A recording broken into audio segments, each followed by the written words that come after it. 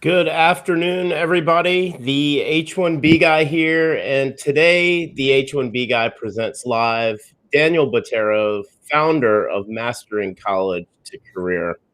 But before we get started, I'd like to ask you, if you haven't already, to please subscribe to the H1B Guy channel here on YouTube and like this video so that I can continue to produce more content like this for you.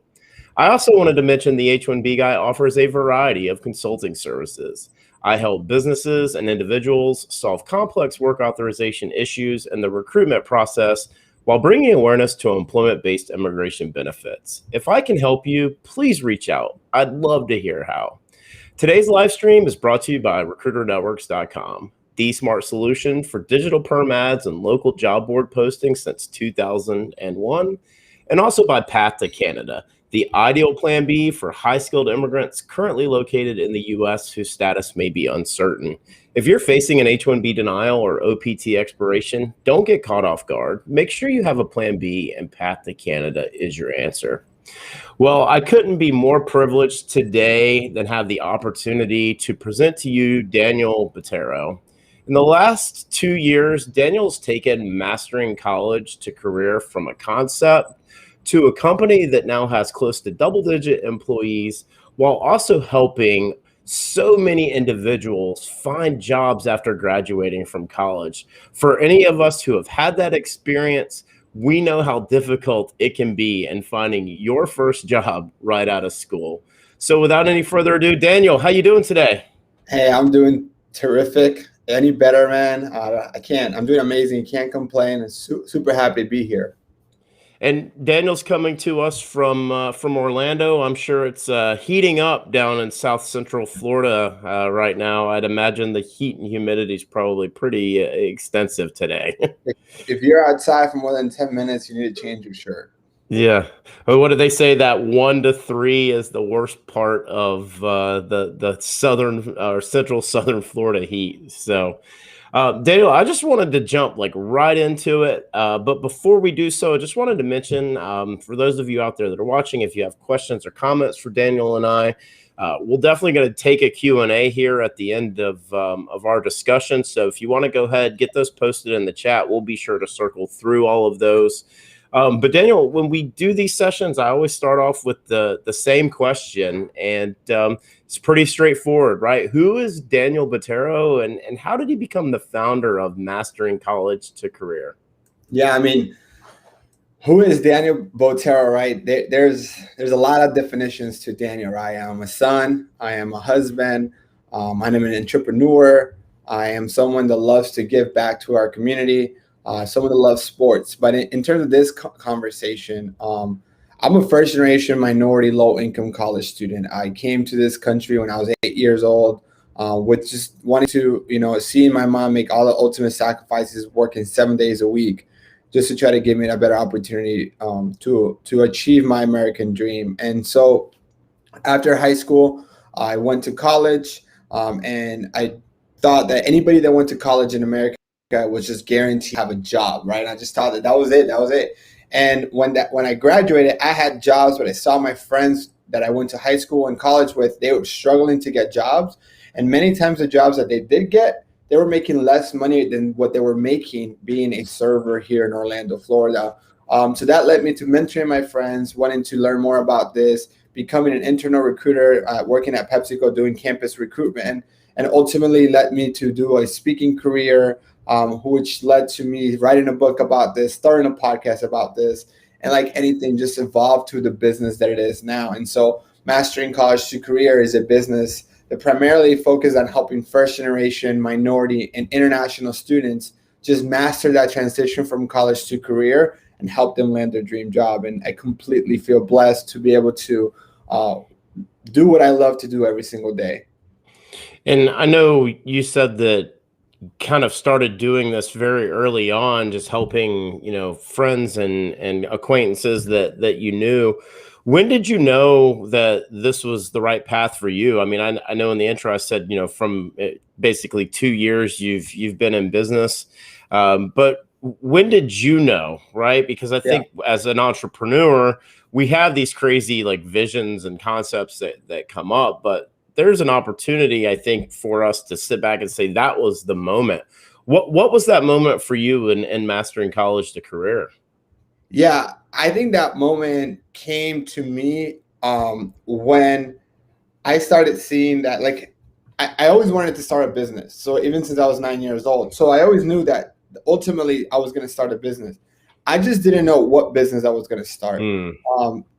And to me, I guess what I loved about entrepreneurship is the ability to solve problems, right? Mm-hmm. And so when I saw that my friends were getting jobs and I was like, that's a problem to solve, right? Like, that's a big problem, because it's funny, like, I was working, and you can relate to this being in staffing, right? Like, I go out of college and I had multiple job offers, thought that was normal. Then I go work at PepsiCo, and for the Southeast region, right, we had to hire about 25 people for the management training program a year, right? Mm-hmm. And they recruited from University of Georgia, University of Florida, University of Central Florida. So they only attended like 3 or 4 schools out of like 20 Mm-hmm. plus major schools here in the Southeast. And these were the career fairs that they would do in the right, fall and the spring. Yeah. Okay. Yep.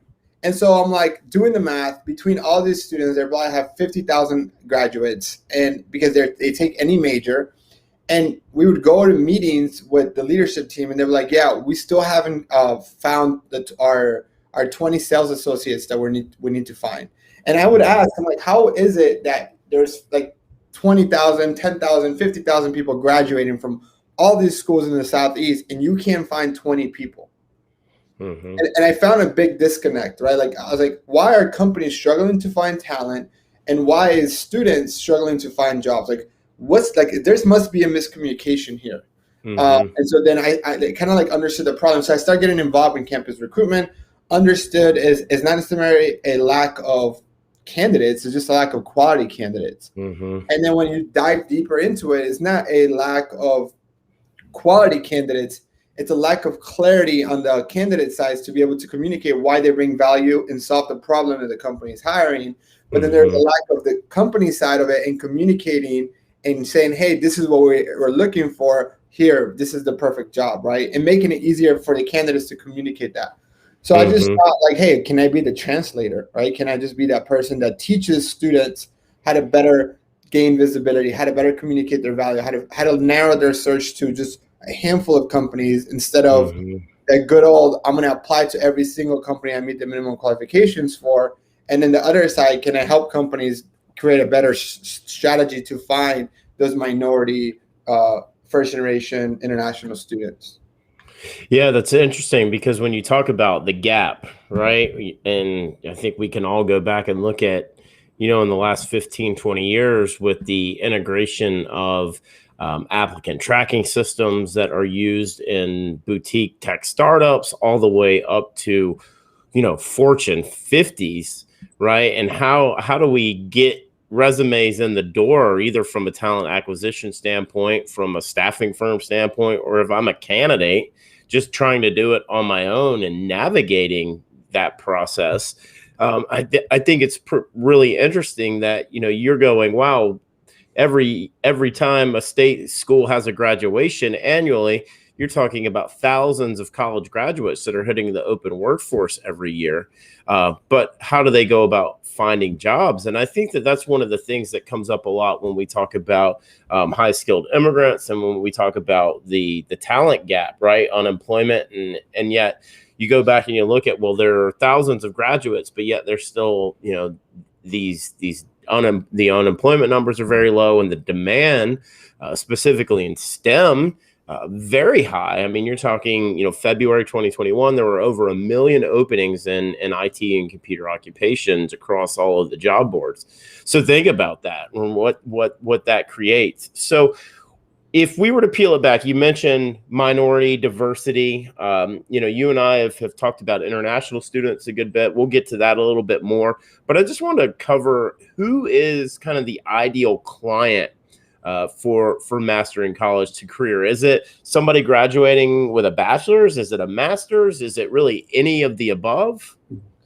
Our ideal client is someone that has anywhere from 2 years before graduation until 2 years after graduation. Doesn't matter the major, it doesn't matter the degree, it doesn't matter if it's a bachelor, it doesn't matter if it's a master's. I know that a lot of the people that are listening here are probably international students, right? I would assume. I would say I feel like if you are a STEM major with a bachelor's degree and you have a year and a half before graduation, it's the perfect time, because I've noticed a lot of them go get their master's because they couldn't find a job in their bachelor's, right? And then it's not to say that you shouldn't go get your master's after.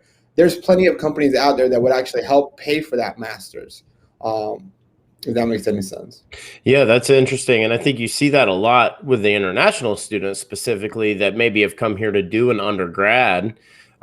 Just kind of the way that work authorization works for, undergrad and then master's degrees, you see that.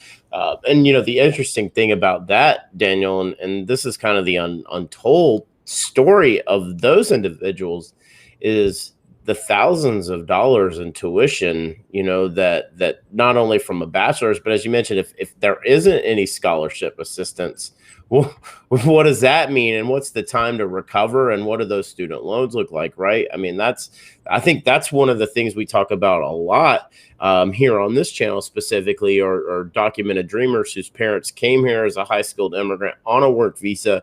But yet when they graduate high school at 18, they apply for colleges. They're considered international students, which is pretty interesting, right? Because that goes right back into kind of your demographic to which, you're under. It isn't somebody that's an international student per se coming here, but in the views of way, the U.S. universities and institutions look at them, they look at them as international students. So you see that trend a lot, the bachelor's, the master's, to continue to have and maintain, status here in the U.S. Yeah. Really interesting that also overlaps in terms of, your targets. Why do you think it's so difficult for college grads to find employment when honestly the demand for talent right now has never been higher? Do you think it comes back to the ATSs that we alluded to, or is it a culmination of a bunch of different things? Yeah, I guess the easiest way for me that I've kind of like been able to describe the situation is that the internet has never made it so easy for you to apply to tons of jobs. And because of that, people are applying to hundreds of jobs at a time, because even you think about LinkedIn, easy apply button, it's just click. They take all your information from your LinkedIn and there's your application, right? And so that makes the application top funnel really heavy, right? Which companies have to use applicant tracking system. And so that becomes the issue. And then visibility then becomes more important than ability, because there's just so many applications going and people are applying for, like, it doesn't matter if you're a small company, you can still get hundreds of applicants if you just post it on Indeed, LinkedIn, Monster, right? Like, or if you're trying to get university students, you go through Handshake. And so that number of applications, it just makes it difficult for students to gain visibility. And so you have applicant tracking systems, you have recruiters who are looking at their resumes but are taking 7 to 10 seconds to actually go through it and skim through it. And so that just becomes tougher to get visibility, right? That to me, I think, is the issue, is just the visibility. I just find it that visibility is the biggest issue when it comes to getting a job. Yeah, and I think, it's interesting that you say that, because I can tell you as, a former technology recruiter, I get a recent college graduate's resume and it's for a job that, I know I need 5, 6, 7, 8 years of experience. It comes back to, I'm going to look at that. I'm going to see, graduated last month, right? Even if they did some sort of internship or something, it doesn't meet my requirements. 5 seconds, 8 seconds, I'm moving on. I mean, right now, what do they say? Our average attention span is 15 seconds. So if you're talking about talent acquisition, staffing recruiters, HR receiving extremely high volumes of resumes, qualified or not, it weighs down their ability to go through and find the actual qualified. It just takes a lot more time. And I know that there are a lot of there's a lot of automation and there's a lot of technology now that's being created specifically with, bots that are scraping these resumes, looking for specific keys and triggers that help the talent acquisition to screen through that. Robert, can I ask you a question about this? Because I think this is absolutely. In your experience, there's two things that like come to mind. Like, is this because this is super important for anybody like watching this and understanding why is it that when you apply you're not getting, whether you're a recent grad, whether you're mid-career. If you are recruiting for a role and you have 500 resumes to go through, you're going to go through them a lot faster, right? Versus if you only had 5 applicants to go through, you would probably read every single word in those 5 resumes because you want to see if there was a you're going to try to make it work. Like if you only have those 5 candidates and that's your whole talent pool, right? Read word for word and try to make it work. But if you have a whole pile, a virtual pile, wouldn't even nowadays, they're not even here. They're on your computer. You're scrolling through them, right? Right.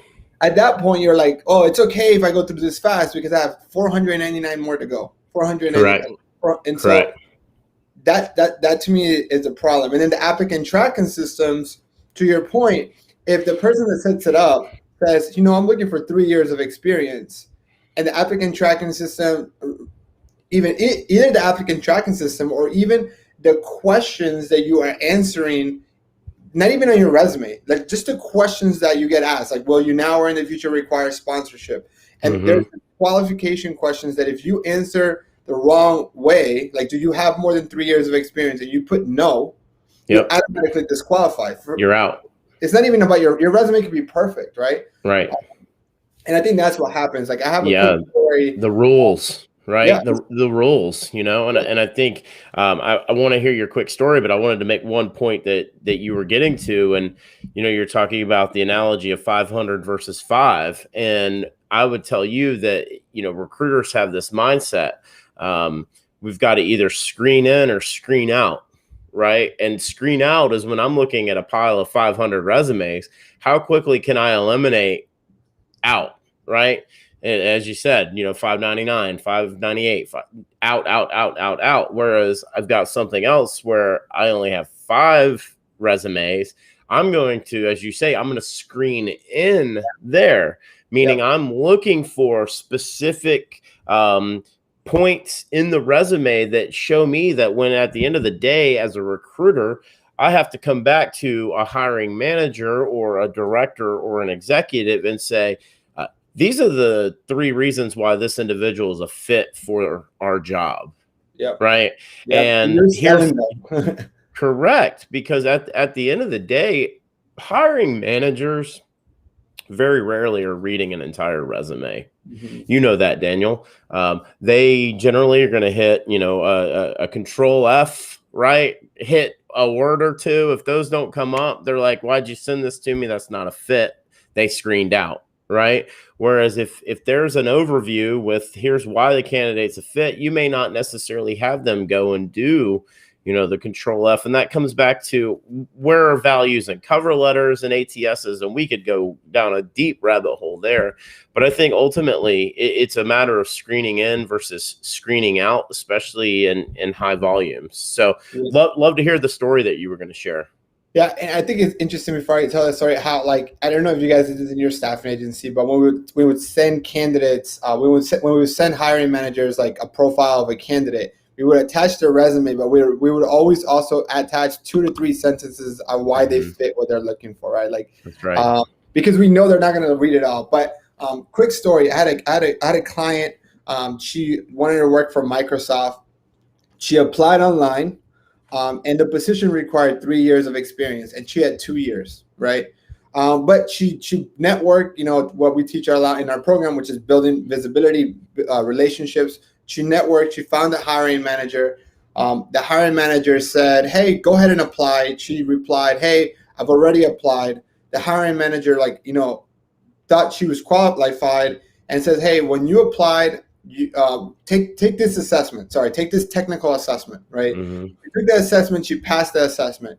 The manager said, hey, just want to let you know the reason why I never saw your resume was because when you applied, it showed that you didn't have 3 years of experience. So it automatically put you in the no pile. But even though you don't have the experience, you passed the technical exam, which means you can do the job, right? Because years of experience, sure, they could tell you something, But I know a lot of people who know more about business, who's been in business for 1 year than someone who's been in business for 5 years, right? Mm-hmm. Because they might just have experience. They might have 5 years of experience, but it's really not 5 years. It's 1 year, it's just 5 times. They haven't learned anything other than that. And so Right. the moral of the story, she ended up getting the job. And what I have to share with all of you is it takes sometimes visibility. Even if you don't have exactly what they're looking for in the job description, if you can communicate your value with the hiring manager or recruiter who can go and fight for you, it can bypass the applicant tracking system or any other reason why you got rejected in the first place. Well, and I think what's interesting about that story too, Daniel, I'll tell you where your client succeeded. It was in the who you know. Yep. Right. Yep. I mean, they identified a decision maker or a hiring authority within an organization, Microsoft or anywhere, quite honestly, and worked the appropriate channel, up. Right. And I think if you want to sit there and send 700 resumes out and expect to get 700 interviews, it's not going to happen.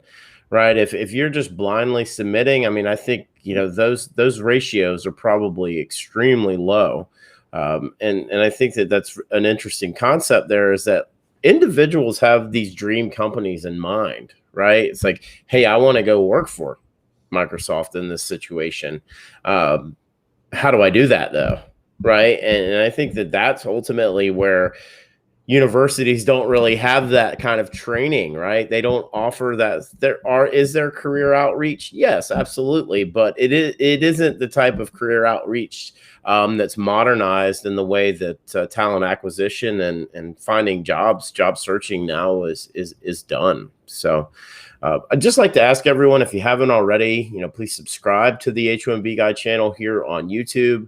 Like this video, and make sure you click the bell for notifications so that you're notified anytime we go live, like we have here this afternoon with Daniel Batero, the founder for Mastering College to Career. Daniel, I know just in terms of where they can find you, it's Daniel Batero on LinkedIn. I'll try to make sure that I share that in a little bit. Mastering College to Career also has its own employer page, and then you've got the Mastering College to Career podcast, where you put out weekly episodes kind of around job searches. You have subject matter experts, and you've had clients and customers tell success stories on the podcast as well. And that's all through it's Apple, right? You're doing Apple Podcasts for that? Yeah, anywhere. Any of them? Okay. Podcast, Spotify, Apple. Just search Mastering College to Career. Awesome. And if you have any comments or questions for Daniel or I, we've got several more discussion points that we're going to hit on, but we definitely like to take some questions from you, anyone who's out there and interested. Not required, but we'd love to engage with you. So Daniel, I joined you last week on LinkedIn Live on your LinkedIn profile, and it was really a discussion that was focused around international students. We talked about that a good bit, on your podcast as well. Why do you think, if there's probably like 2 reasons, maybe 3 that you could give, why, it's difficult enough for individuals graduating college to find a job, but I think it's even more challenging for international students, who come here, get an undergrad or get a master's. Why do you think international students face the challenges that they do when it comes to searching for employment post-graduation? Yeah. I think it comes down to understanding that anytime a company hires, whether it's a large Fortune 50 company or a small company, right? Every time they're hiring for any role, it's an investment, right? So the company has to make an investment to hire you. And when you're making an investment, you want 2 things, right? You want the lowest risk as possible. Hey, I don't want to lose my money. How do I minimize the fact that I won't lose my money? But how do I get a return on my money, right? Anytime you hire an employee, if I'm paying someone to develop a developer, let's say $150,000, my expectations is that what he develops will generate me $300,000 or $500,000 or $1 million a year, right? Now, what the problem that I see with international students and the company's point of view is that there's a lot of risk associated with hiring an international student. And that's what it comes down to. It's never that it can always be that they don't have the potential to deliver. But from what I experienced, the people that are here studying in America are the cream of the crop of their country. And so they're extremely brilliant. So technically speaking, That's not the issue. Mm-hmm. The issue is the risk of hiring them and one, not being able to sponsor them, not going through the lottery and winning the lottery. Or what if I do sponsor them and then once they get the sponsorship, they go to a different company? Like, so all these things come down. Generally speaking, when a company hires someone and you don't stay with them for at least 2 years, the company loses anywhere from 1 to 5 times their first year's salary, right? Mm. I think that break-even point for an international student is more like 5 years, right? Because there's more costs associated with bringing you on board, and then losing the fact that you don't stay could be detrimental to the company. Right.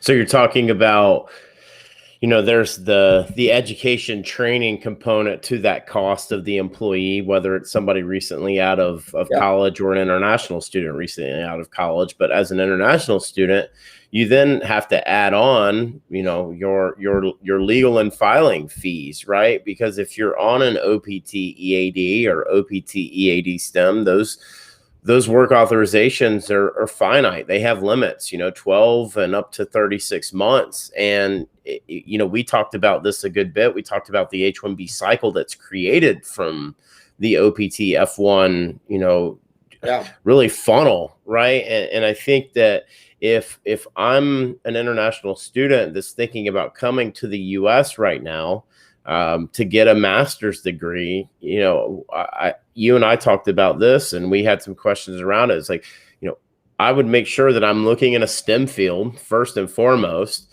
And then I would make sure that in that STEM field, it's technical, right? That you're learning a programming language. Doesn't mean that you have to be a developer or coder, but it means that you need to be dangerous enough to understand how to read, write, and do some light coding.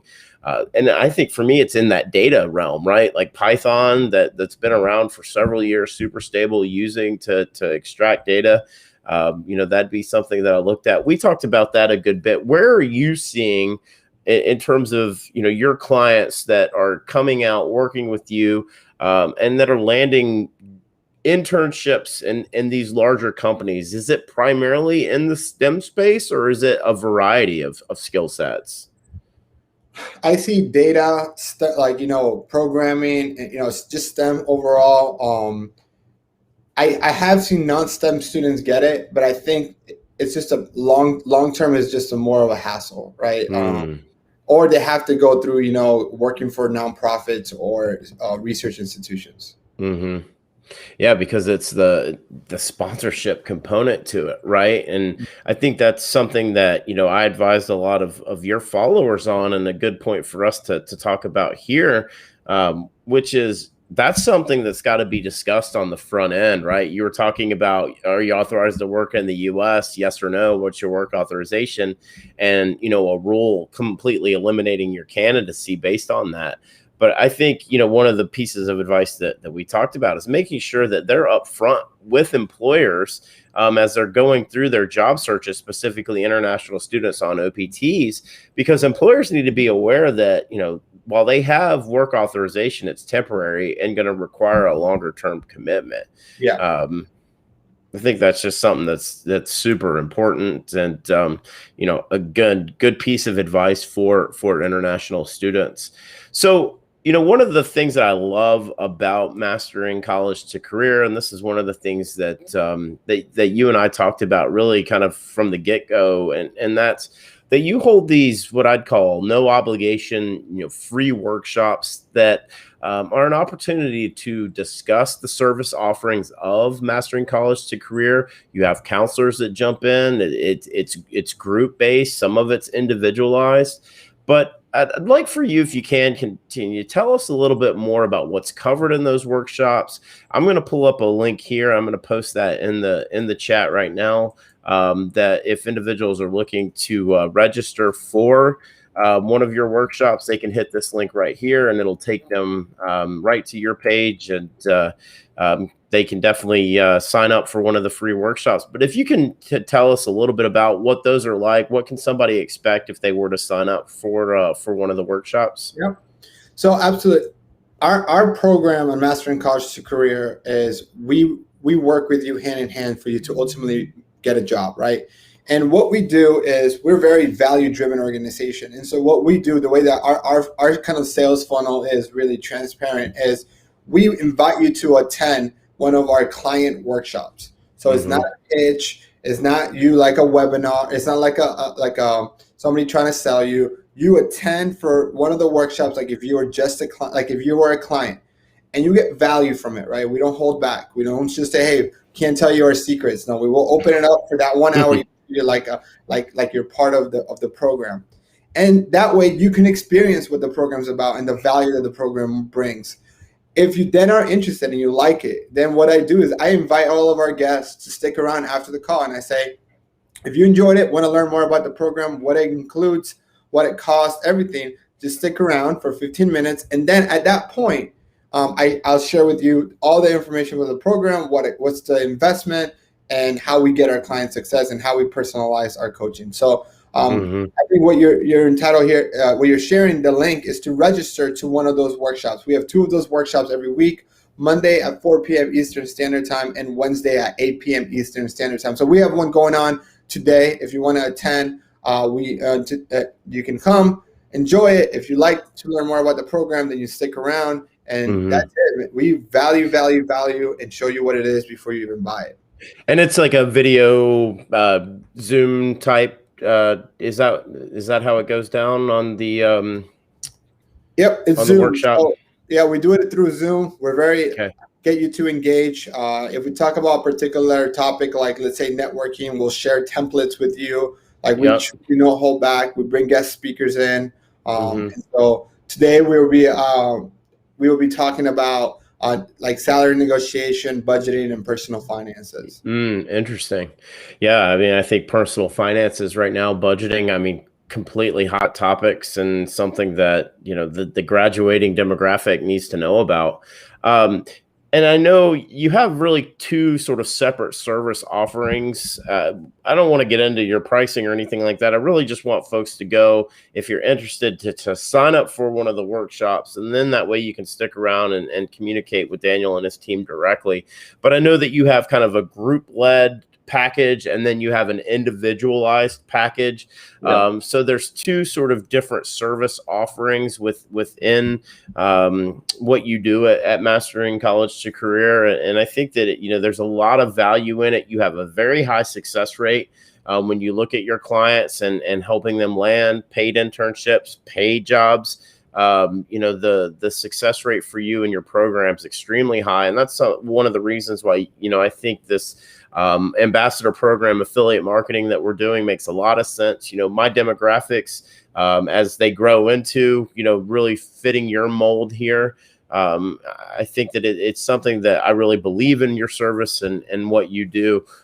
So we had a question that came up. I wanted to just jump right to it. And it says, what is a skill or tool that you think can aid in obtaining the opportunity from companies that can set us apart as international students? Yeah.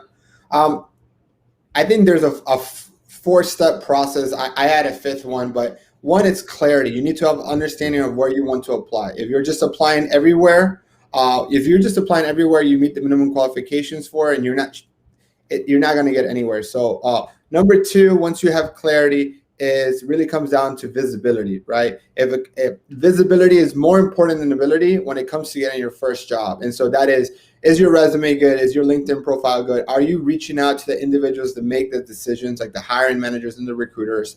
Step number 3 is networking, right? Networking by far, year after year, it's the best way to get a job. Over 85% of jobs are done through networking, not through applying online. And so we give you a 5-step process to do that. And then after that is the interview. So those are the steps that you would need to go to. And I'm assuming for you, TT, I think that where you would need to focus on creating a target list of companies.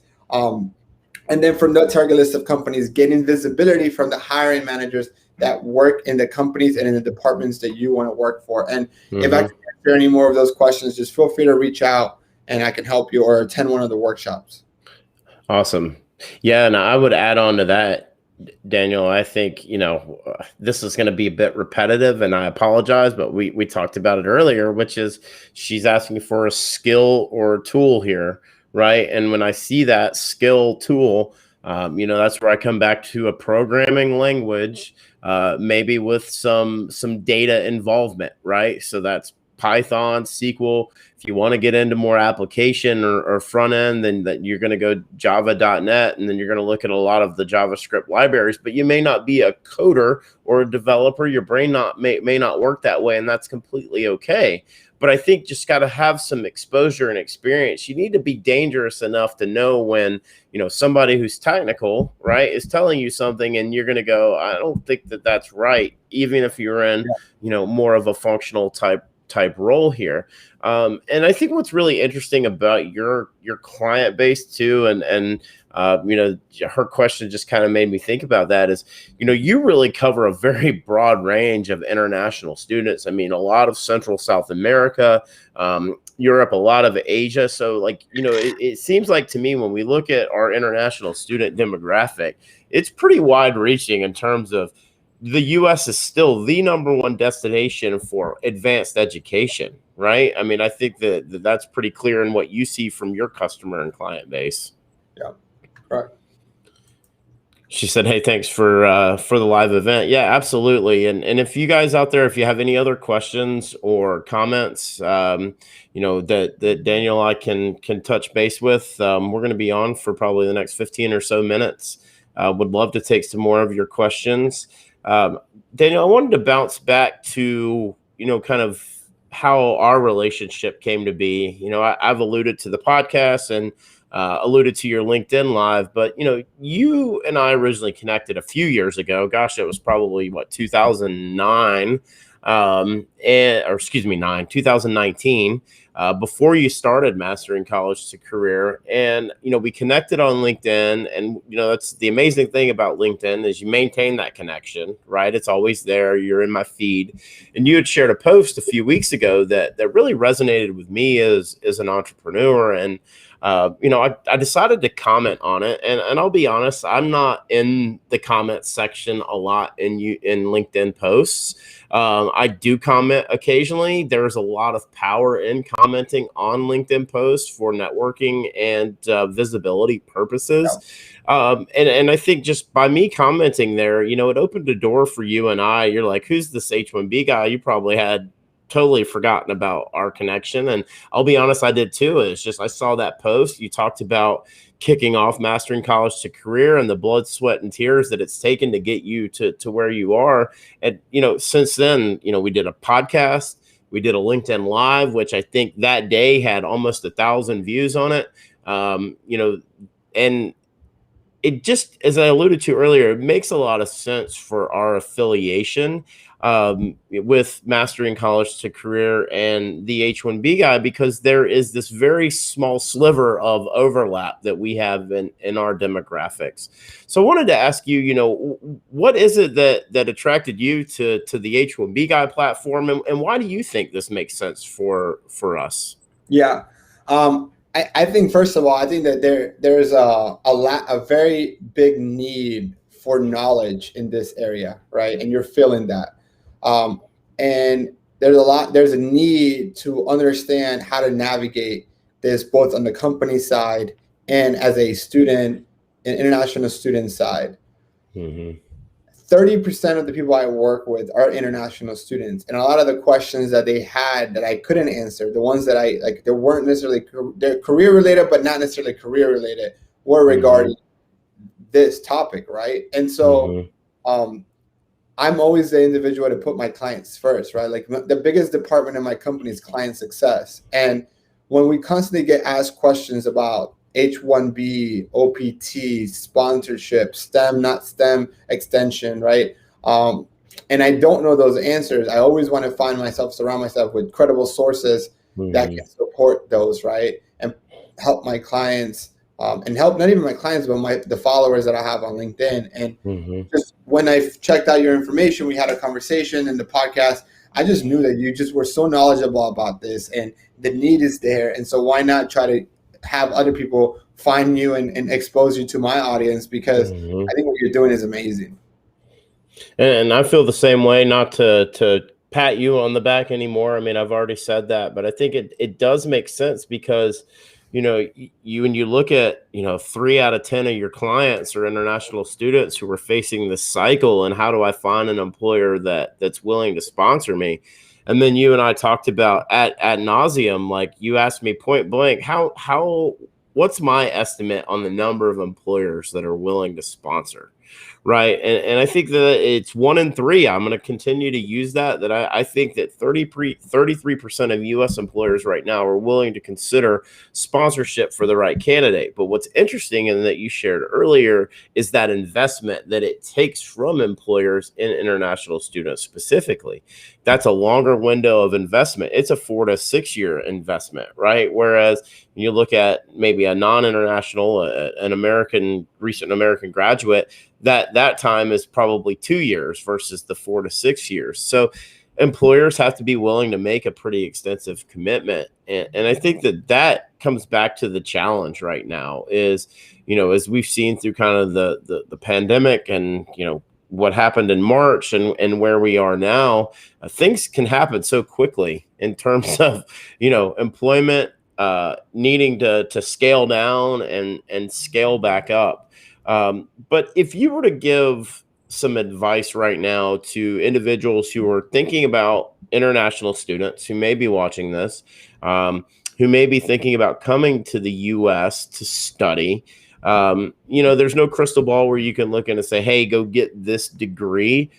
But I wanted to turn it around. Are there any degrees that they should avoid? I think anything that is not STEM, I would avoid. If you do liberal arts or if you do HR, I've seen people get a lot of HR degrees. Like if say you were like, oh, well, what about business? Well, business degrees are good. I would just focus on data analytics, and I would just make sure that your degree counts as STEM, right? I think understanding that you can always, it's a lot easier for you to go from a STEM background and go into business and to go from business to a STEM background. And so it's a lot easier for you to learn business. You doing online courses, doing other things, and for you to learn how to code or do other, get the technical knowledge. Now, can you do it? Yes. But to get credit and make it easier for you to stay, I would definitely make sure you do a STEM background. Now, if you don't know what you want to do and you're just going to pick a degree just a STEM degree just so you can have a better chance, I think data analytics it's probably a really good one, or even just some sort of coding. It's just really good. It gives you STEM, but it gives you the opportunity to eventually do other things. One of the things that I like, if you go into more of the engineering, be careful. Like if you do like aerospace engineering, understand that most of those jobs have security clearances, and you just don't realize it until you're so far deep that like 90% of the jobs out there, you're not even going to be qualified because you have to be a U.S. citizen. Right. Or a green card holder, right? Yeah. But some of them you have to be a citizen, right? Like citizen only. Yeah. Yeah. And like it depends on it. Like I've had clients that they're American, right? Who've gotten jobs with like aerospace jobs. Their background check alone is over a year long. Wow. A year long. And you can't tell anybody where they're working. It's like they're working for the CIA, and they're not. Like I'm just giving you. And these are Fortune 500 defense companies like Boeing, Lockheed Martin, Raytheon. And then it's just the access to the secure information that they have, and that's the mandate, is that it's a USC. Yeah, that came up on our LinkedIn Live, the aerospace, and I wasn't as familiar with that, but it makes a lot of sense, right? If you think about who's going to be hiring those, it's going to be a heavy government contracting, pool of employers, and that they're going to have that mandate around them. Now, it doesn't mean that there aren't opportunities for them to say, hey, we can do that on these roles. But, I think, again, you don't want to say, don't go get that degree if it's something you're passionate about. Right. But just in terms of what you've seen, it's a much more difficult road for individuals that, are looking at aerospace engineering. But it's finding clarity too, right? Like if you knew that early on, they said like, hey, I'm so passionate about aerospace. Like I don't see myself doing anything else. Understanding that it's not realistically for you to get a job at Lockheed Martin right out of college. Right now, if you stay here. So the question is, where can you get a job on? And that's where you should focus on. Like those are the target companies. So not Lockheed, but the people that supply Lockheed with some parts. Because Mm-hmm. if you learn more about the industry, you're going to know that the Boeings of the world, the Lockheeds of the world, they might build the plane, but 80% or more of all those parts are actually built by other people or other companies. And there's a lot of those companies like the widgets or like the wheels or things like that are not necessarily national security issues. So you can help build the wheels of the jet. You just can't help build some other parts of it, right? They're contract manufactured and then assembled by, right? Yep. And the assembled by is where the U.S. citizen or green card holder mandate comes in. That's really interesting because you still think, to me, STEM degree is still king, right? A STEM degree is still king. You mentioned data analytics, business statistics. If you're looking at what you want to do, but business major, statistics, something like that, that would fall under the STEM category, because it just gives you that opportunity as an international student to extend your stay and work here in the US. And one of the things that we've talked about is, what's the end goal for an international student? Is it be US educated? Is it to work in the US, make money, and then immigrate somewhere else? Or is it, do you have a long-term goal that you want to live, work, and spend the rest of your life here in the US? And I think that a lot of that needs to be determined really in advance of coming here and getting your degree. But if you were to start looking for a job right now, STEM degree graduate, let's say I'm graduating in December, okay? December of 2021. If you were advising me right now, when should I start looking for a job? Today. Yeah. Well, it's like, like they say about planting a tree, the best time to plant a tree was 20 years ago. The second best day is now. Yeah. I don't care if you graduate in December or you graduate in May of 2021 or 2022, right?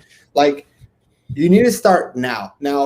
Well, what do you do? Like, that the job is not open. Like, how do I even apply on it? And I think it goes back to visibility is more important than ability. And so what you need to do is starting now. And how do you start is, one, get complete clarity about where you want to work. What is the type of job that you want to work? What is the type of company that you want to work at? And if you're an international student, you need to make sure that they sponsor in the first place, because that's a big waste of time that I see is international students apply everywhere. And then, as to what you said, only 1/3 of companies actually are willing to sponsor. So you just wasted 66% of your time, right? And then, now that you've identified the companies, you identify what you want to do, use this time from now until fall, which is when the job openings will open up, to start building relationships with the people that work in the department you want to work at. Right? Not so much HR, not so much the recruiter, because you would understand, Robert, if you're the recruiter, you only really care about the roles you're currently working on now. Correct. My focus requirements that I know are closest to the money, right? Yep, closest to the dollar. And even when the jobs that you're working on, it's like, what are the candidates that are closest to getting hired, right? So recruiters are really prioritizing what's on it now. And so what you need to focus on is, I'm building the relationships with the people that manage the projects or manage the department, or the people that would be your coworkers, and just understanding what they're looking for. Understanding what they do, what they're looking for, and is there potential growth in that team, right? Like, I don't want to, like, I talk about the contractors, but like an individual, like a manager has a good outlook of where his department is going to grow in the next 6 months, right? And how it's budgeted too, right? Yeah. I mean, I think, they know what the growth is and how it's budgeted. Yeah. And so they're able to say, hey, I don't need somebody right now, but I will in 3 months. Or what if someone in their team gets promoted or goes to another department or goes to another company, right? So those are the three main things that happens when an employee gets fired, gets promoted, or goes to a lateral move, or quits, right? So call it 4, but there are 3 outcomes, right? But if you're top of mind, then they're going to get you at least to the interview. And I think that's where you would focus your time on. Yeah. And I thought, something else that that comes up a good bit, and this is something that you shared that I wasn't aware of, is the amount of paid internships that are actually out there and available, right? And targeting paid internships versus actually a full-time job, right? Because paid internships are really a pipeline into a full-time job. Any thoughts around that? It is the pipeline, right? Like okay, the larger the company, generally speaking, the more forward thinking and proactive they are about their hiring, right? Google and Facebook and Apple and Microsoft and Amazon, they might be proactively trying to hire really quick because of the pandemic, but they're thinking year, 2 years out. They're thinking, how do we build the pipeline of candidates? And that's why they have internships. And so to be completely honest, your ideal, like whatever your ideal company is, that needs to be your junior to senior year internship. Like that is the easiest way to get into one of those top companies is through an internship. Because once you're in an intern, you have a 10-week interview process. Consider your whole internship and interview process. And it is in the company's best interest to convert you into a full-time employee. And so let's say that you graduate next May, right? Ideally, you would want to have an internship with, and you wanted to work at Google. You would want to have an internship with Google today, like this summer. And then after the internship's over in August, if you did good, you have a job offer, and you have like over 8 months before you graduate, and you would have a job offer. And that's how you would do it. Take all the pressure off you, and you can enjoy the last 2 semesters in college, having as much fun as you want because you have a job lined up with your dream company. You know, I think the thing is, though, that when you say that, it's like, if only it were that easy comes to mind, but it requires work. It requires persistence. It requires time. And what's interesting about the 3 big tech companies that you shared, Microsoft, Google, I'll throw Amazon into that name as well, or into that mix. All 3 of those companies, some of the largest sponsors of H1B visas from a corporate perspective. So when you look at annual H1B visa, new H1B visa approvals, continuing employment, which are individuals already on H1B visas continuing to work for, I mean, top of the list. So it's Alphabet, it's Amazon, it's Microsoft. I mean, they are up there. Facebook, another really big one. Yeah. And so, you know, that's, as an international student, you start to think about, okay, you know, I don't know if I want to work for a large enterprise, but really you got to think about, as we talked about, this 4 to 6 year commitment, right? Doing your internship, working as an EAD, getting H1B sponsorship, getting experience over a 2 to 3 year, 4 year time frame, and then potentially considering, you know, changing employers or making a move when you've got a Google or an Amazon or Facebook or a Microsoft now on your resume. And I think it's just those baby steps, which are so interesting, Daniel. Yeah. I wanted to just, we're going to be wrapping up here in a few minutes, but just if there's any other questions or comments, Kavya, I see your comment. If you're still out there watching, I would prefer to take this offline just because it's not relevant to the discussion. You can reach me at theh1bguy@gmail.com if you want to email me there, and I'll see if I can help you with your question. But if there's any more questions about Daniel and what they do at Mastering College to Career, about the structure, about the classes, about the free workshop, please, if you got them, post those in there now, because we're going to be wrapping up here in a few minutes.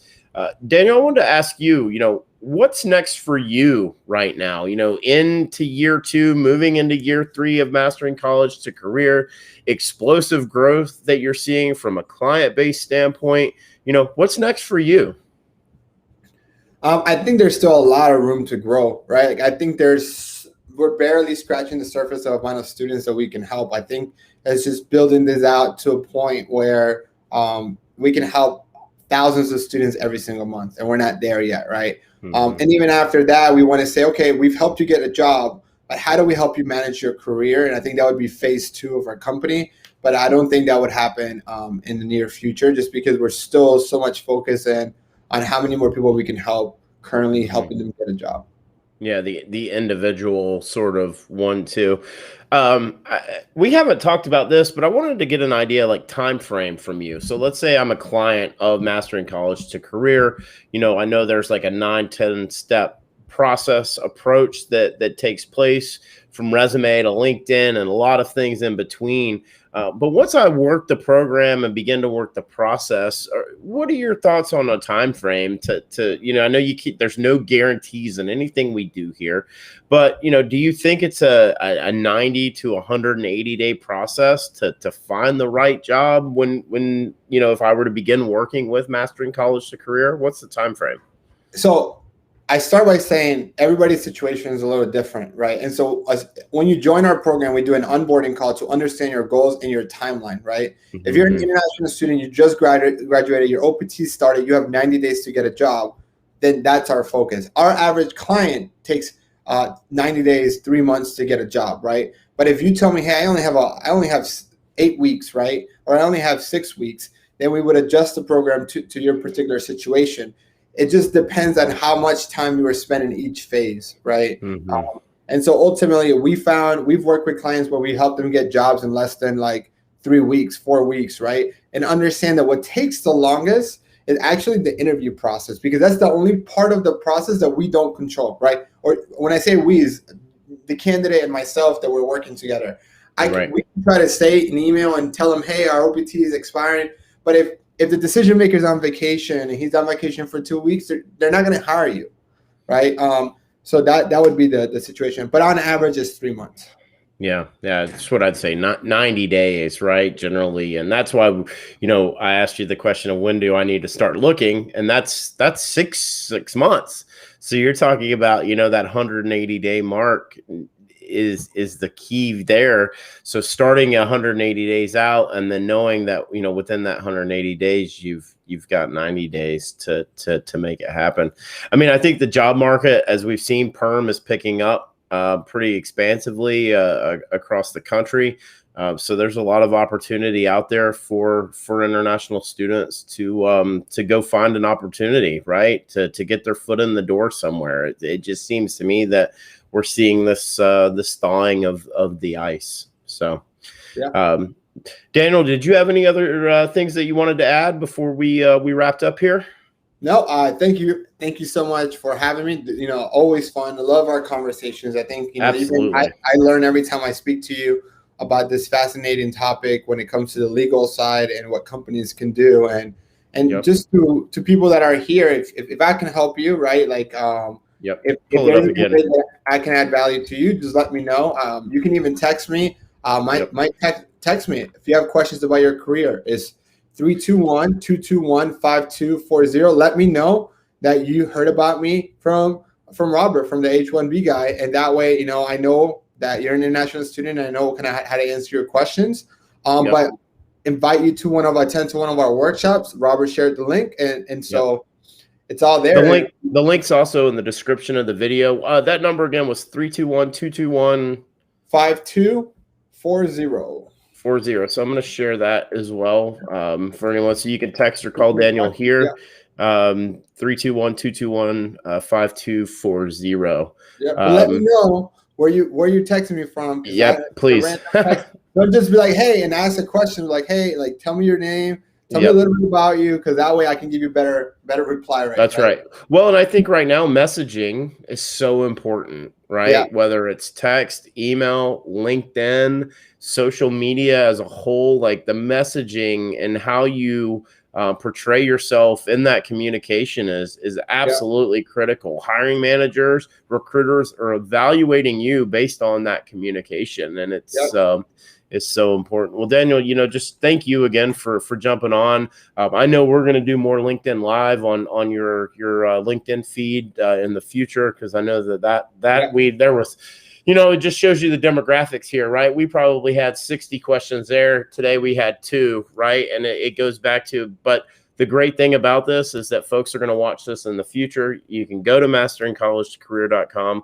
Let them know the H1B Guy sent you. There's a link in the description if you want to sign up for one of their no obligation workshops, which I highly recommend. If you have a college graduate, if you're a parent of a college graduate, send them to Mastering College to Career. Think about a great graduation gift would be to pay for their license or their seat for a Mastering College to Career class. And I think that there's a couple things that I would recommend. You talked about budgeting. in finance. We get into the whole financial piece. Dave Ramsey, don't spend more than you make. Well, if you're looking to help out a college student, you have someone in your family, and you may be watching this that's looking for a job. Again, I can't think of a better graduation gift than a subscription service to Mastering College to Career. So Daniel, thanks, man. Really just appreciate you coming on. I wanted to remind everyone that today's stream was brought to you by RecruiterNetworks.com, the smart solution for digital perm ads and local job board postings since 2001. This national job board network provides recruitment websites in 1,024 major U.S. metro areas. Each local job board is its own portal and is a low-cost resource for immigration recruitment ads for all industries and professions, with a flat price of $225 per ad, regardless of which city you choose. RecruiterNetworks.com has been the #1 place for immigration attorneys, immigration ad agencies, and employers to meet the DOL requirements for the digital portion of the perm advertisement rules.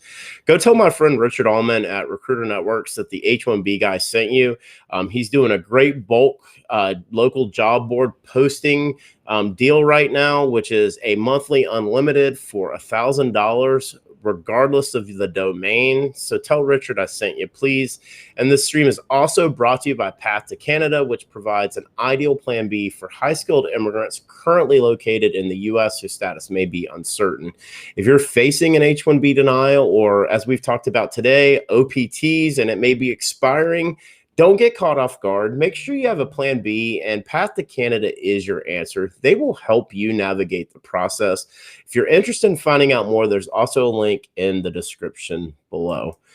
So just wanted to say one last time, thank you to everyone who's taken the time to join Daniel and I here this afternoon. We really appreciate it. We're going to continue to collaborate on this topic, definitely through his LinkedIn, on his podcast, and I'll definitely have Daniel back on here on the channel as I continue to evolve and the demographics in this space for my channel continue to grow.